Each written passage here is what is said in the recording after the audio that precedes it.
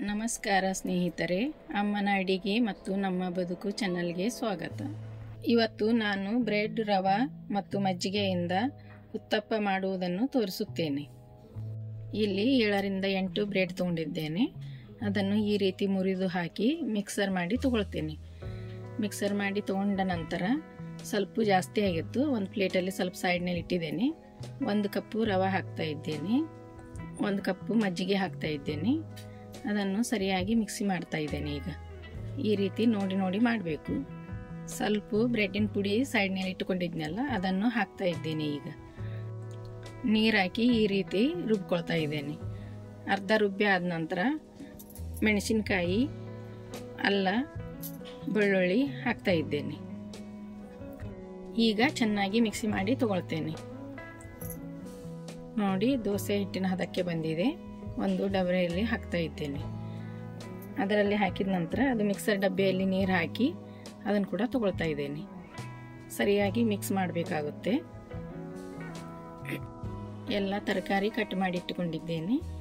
ಈಗ ಹಿಟ್ಟಿನಲ್ಲಿ ಹಾಕಬೇಕಾಗುತ್ತೆ. 2 ಉಳ್ಳಾಗಡ್ಡಿ, 2 ಗಜ್ಜರಿ, 1 ಕ್ಯಾಪ್ಸಿಕಮ್ ಸಣ್ಣಾಗಿ ಕಟ್ ಮಾಡಿದ್ದೆ, ಕೊತ್ತಂಬರಿ ಎಲ್ಲ ಹಾಕಿದ ನಂತರ ರುಚಿಗೆ ತಕ್ಕಷ್ಟು ಉಪ್ಪು, ಸ್ವಲ್ಪ ಜೀರಿಗೆ ಹಾಕಿ ಸರಿಯಾಗಿ ಮಿಕ್ಸ್ ಮಾಡಬೇಕಾಗುತ್ತೆ. ನಿಮಗೆ ಬೇಕಂದರೆ ಈ ರೀತಿ ತರಕಾರಿ ಹಾಕಿ ಮಾಡಿ, ಬೇಡ ಅಂದರೆ ಸಾದಾ ದೋಸೆ ಮಾಡಿ ಚಟ್ನಿ ಜೊತೆ ಕೂಡ ತಿನ್ಬೋದು. ಈಗ 1 ಪ್ಯಾಕೆಟು ಏನೋ ಹಾಕ್ತಾ ಇದ್ದೇನೆ. ಅದರ ಮೇಲೆ 2 ಚಮಚ ನೀರು ಹಾಕ್ತಾ ಇದ್ದೇನೆ. ಅದನ್ನು ಸರಿಯಾಗಿ ಮಿಕ್ಸ್ ಮಾಡಬೇಕಾಗುತ್ತೆ. ಯಾಕಂದರೆ ಏನೋ ಒಂದೇ ಕಡೆ ಇದ್ದರೆ ದೋಸೆ ಸರಿಯಾಗಿ ಬರುವುದಿಲ್ಲ. ಅದಕ್ಕಾಗಿ ಚೆನ್ನಾಗಿ ಮಿಕ್ಸ್ ಮಾಡಬೇಕಾಗುತ್ತೆ. ಹಿಟ್ಟು ರೆಡಿಯಾಗಿದೆ. ಉತ್ತಪ್ಪ ಮಾಡಲಿಕ್ಕೆ ಸ್ಟಾರ್ಟ್ ಮಾಡ್ತೇನೆ. ಈಗ ಹಂಚು ಕಾದಿದೆ. ಸ್ವಲ್ಪ ನೀರು ಹಾಕಿ ಒರೆಸಬೇಕಾಗುತ್ತೆ. ಡೈರೆಕ್ಟ್ ಹಾಕಿದರೆ ಹೊತ್ತುವ ಚಾನ್ಸ್ ಇರುತ್ತೆ. ನಂತರ ಎಣ್ಣೆ ಸವರಿ ಉತ್ತಪ್ಪ ಹಾಕಬೇಕಾಗುತ್ತೆ.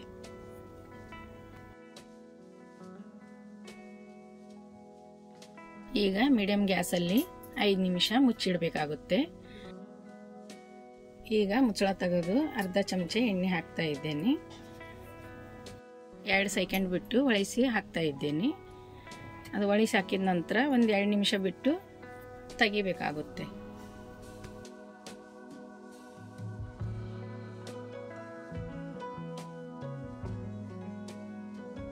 ನೋಡಿ, ಈ ರೀತಿ ತೆಗೆದುಕೊಳ್ತಾ ಇದ್ದೇನೆ.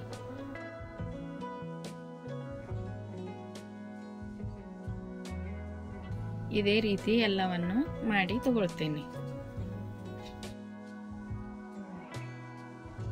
ನೀವು ಅಕ್ಕಿ ನೆನೆಸೋದು ನೆನಪು ಹಾರಿದರೆ ಬೆಳಗ್ಗೆ ಎದ್ದು ಕೂಡ ಈ ರೀತಿ 5 ನಿಮಿಷದಲ್ಲಿ ಉತ್ತಪ್ಪ ಇಲ್ಲ ಅಂದರೆ ದೋಸೆ ಮಾಡ್ಬೋದು. ತುಂಬ ಸರಳವಾದ ರೆಸಿಪಿ. ಒಂದು ಸಲ ಮಾಡಿದರೆ ಮತ್ತೆ ಮತ್ತೆ ಮಾಡ್ತಾ ಇರ್ತೀರಿ. ನೀವು ಕೂಡ ಟ್ರೈ ಮಾಡಿ. ತುಂಬ ರುಚಿಕರವಾಗಿತ್ತು. ನೋಡಿ, ನಿಮಗೂ ಕಾಣ್ತಾ ಇರ್ಬೋದು ಎಷ್ಟು ಮಿದುವಾಗಿದೆ. ಲೈಕ್ ಮಾಡಿ, ಶೇರ್ ಮಾಡಿ, ಕಮೆಂಟ್ ಮಾಡಿ ಮತ್ತು ಸಬ್ಸ್ಕ್ರೈಬ್ ಮಾಡಿ. ಧನ್ಯವಾದಗಳು.